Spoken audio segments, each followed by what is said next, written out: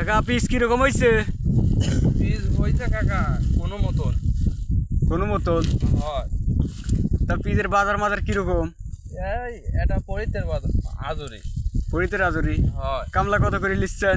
কামলা 700-800। 700-800। হয় পেঁয়াজের বাজার কি 700-800 নাকি? হয় পেঁয়াজের বাজারও 700-800। 700-800 যাচ্ছে। দিন মিন করে বিকি সারেক পিস লাগালিম হ্যাঁ, তা তো চালানি গুছবি না। চালান গুছপিলানে। না তাহলে তো কৃষকের মাথায় বাড়ি। একবারে।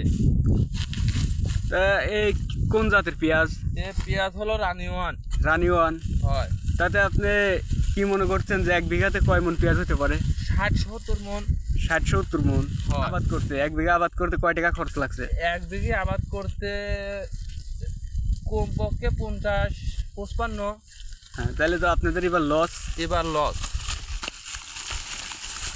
পিস মিস আর লাগাবো হয় বারা, যদি পিস রসুনের দামই না থাকে তাহলে লাগা লাভ কি?